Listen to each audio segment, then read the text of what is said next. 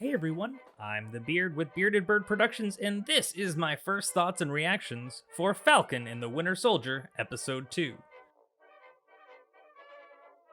Spoiler warning!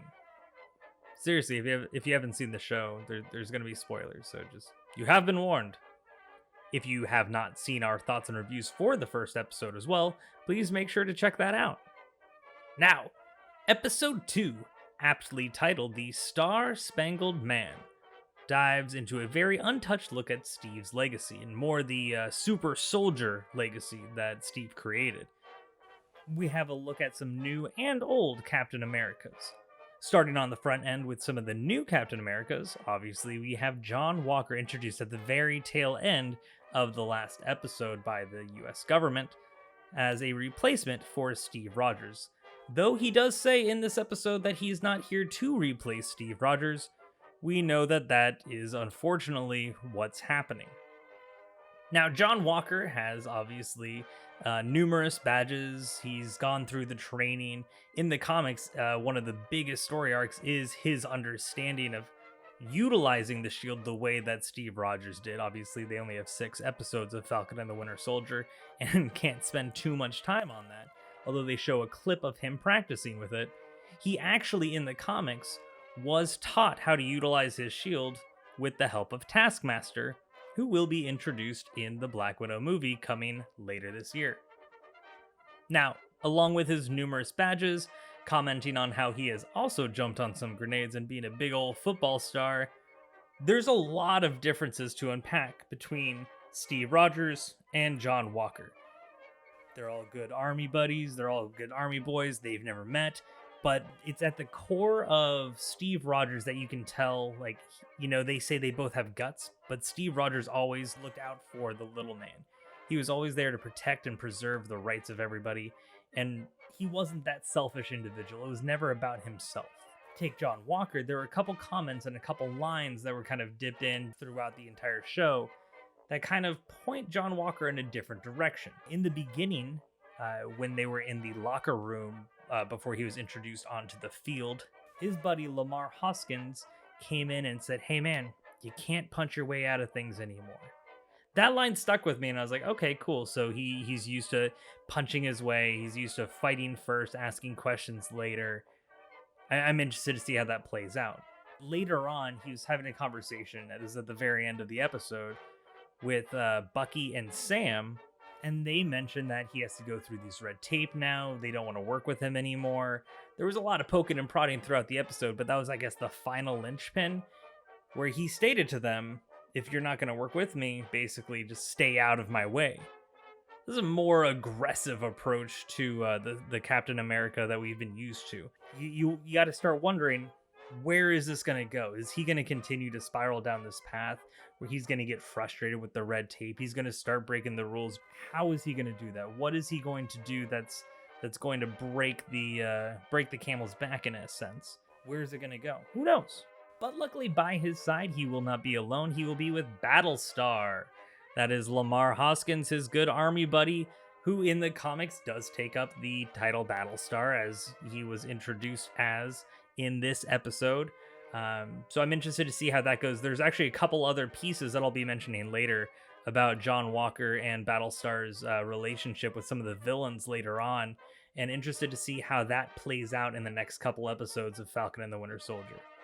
On the flip side of Captain America's, we do also get a really cool introduction to Isaiah Bradley.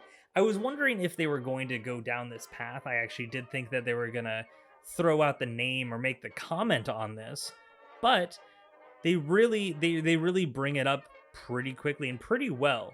I do love the fact that Winter Soldier brought him up, or Bucky brought him up, because they fought back in, well, I think it was 52. They fought, and it was just the respect that Bucky has. I know that he's done a lot of bad things and he's trying to change, which a very, very interesting comment made by Isaiah Bradley about not being able to wake up one day deciding who you want to be. It was a very pointed reaction. He obviously has a lot of beef with Bucky. He went through a lot of trauma, just like Bucky did, being tortured and experimented on by Hydra. The really curious thing is that the camera went straight to Sam. it got his reaction. Is that a question of Sam thinking, okay, was it really my decision to give the shield away? Is it my choice not to be Captain America? What is my choice? What isn't my choice? And who am I supposed to be? Something clicked. Something clicked when Isaiah said that. And it's like, hey, you are who you are.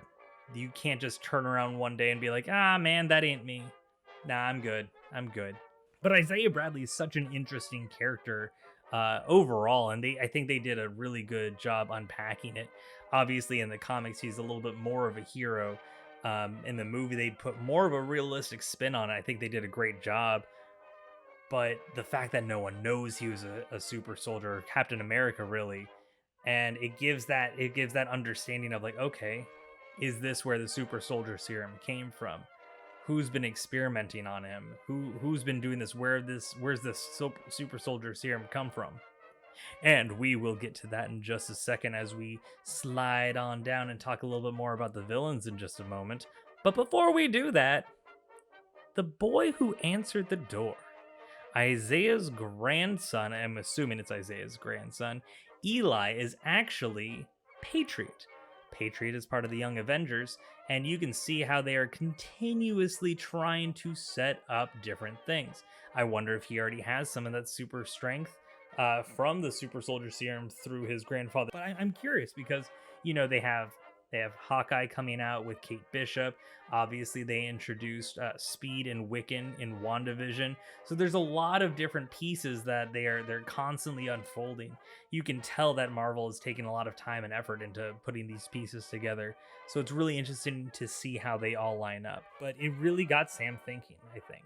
Did he make the right choice? It kept pressuring on it and pushing on it. And although I think that, you know, Bucky made some really, really good progress with his therapy session, which seems to be his final therapy session. I know it's a gimmick, but I was really enjoying them. But wondering if Steve was wrong about Sam about being Captain America, then that means that he was also wrong about Bucky, that maybe Bucky doesn't deserve the salvation. He doesn't deserve the pardoning that he's been getting. He's not worthy of that freedom. And Sam deflects. Sam doesn't answer that question. He keeps moving on because he's constantly fighting with the fact that he did or did not make the right decision. Hopping back to Isaiah Bradley for a hot second, though, if Isaiah Bradley was experimented on and some of his blood was pulled and creating another super soldier serum, where did that super soldier serum go? Well, somehow Carly, who is the leader of the Flag Smashers, which is interesting because, you know, in the comics, I'm glad they chose the name Carly. It seems like it's actually a gender swap version of Carl, who was the Flag Smasher from the comics. They are super soldiers. Like it is a group of super soldiers, which we saw the strength of them in the beginning. We're like, oh wow, they're bringing this out. I originally thought it was just going to be the one individual. As the leader, he has that power. He has that, like, here I am, let's do this. But no, it's everyone. They all have that same super serum, that super soldier strength and speed and stamina about them. So I'm very interested to see, you know, where that came from. Who were they on the run from? She got the text saying, hey, you have what's mine. I don't think it was about the vaccines that they supposedly had. I think it was about the experimentation that was done to them. And they mentioned at the end of the episode that the power broker was there for them. The power broker is it's a very interesting character that they brought into here. He was a scientist who actually experimented on a variety of superhuman individuals. He was basically the go-to guy. It's like, hey, you want super strength? You give me a couple dollars and I can make it happen for you. He was the guy to go to. He's actually also responsible for the strength augmentation of the US agent and Battlestar. So my thoughts, hey, I can't get these Flag Smashers. They're not cooperating with me. I got to find a way to get them. Oh, hey, US government, I see here that you have Captain America and Battlestar trying to go after them, but wait, they don't have super strength. Well, I have a solution for you. goes that route, gives them super strength. It works. Now you have this concept of, is it going to affect their mental state? Is it going to, what's going to happen from that super soldier serum, as it does enhance every fiber of their being, as mentioned in the original Captain America, which is why they wanted a good person to give it to. Is it going to enhance some of that anger that we talked about from John Walker earlier? And it's just going to continue to spiral for him. Who knows? Who knows? I think it will. I think that'll probably happen not in the next episode, but the next episode after that. So it'll be around episode 4, 5, and 6. He begins to, or 5, he begins to spiral. 6, full on villain. Or, you know, they would do a lot of shades of gray here, so maybe not full on villain, but he'll be there. He'll get there. Calling it. But not only are we dealing with Carly and the Flag Smashers, the introduction of the Power Broker, as well as the curiosities that continue to stem from Captain America and Battlestar. But we go with the old action trope of the heroes going to the villain for help. No one knows super soldiers like Baron Zemo, which, I mean, it's just technically Zemo, but Baron Zemo. They're gonna go back and dive into talking with him. I mean, there's a couple questions with him. It's like, you know, they show the chessboard saying, "Hey guys, don't forget, he's a really smart guy. Just in case you forgot, here's a picture of a chess set. Chess sets are for smart people." I don't know why they do that. I felt like it was a little out of place, but it is what it is. But is Zemo controlling the Flag Smashers? It's a theory, but I don't think he is. And I think that he's going to be an interesting assistant to both Sam and Bucky, because as per Civil War, you know, he killed the other super soldiers in Siberia. You can tell, like, he even stated, he's like, why would I want more? His goal is to get rid of that kind, so that way the powerless can have power again.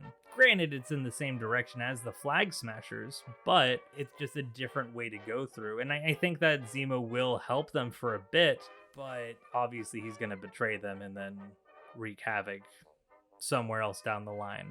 I think overall, as a second episode, you know, it continues the introduction, the build up.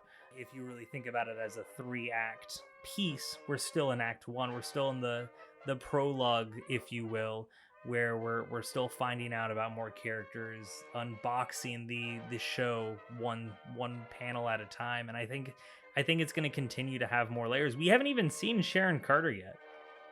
Where is she? What is she doing? They name dropped her this episode, so that's my assumption that they're going to bring her in the following one. Maybe when Zemo's released, she's like, "Hey, guys, what the hell are you doing?" But yeah, I'm interested to see how that goes. The dynamic between Bucky and Sam was solid.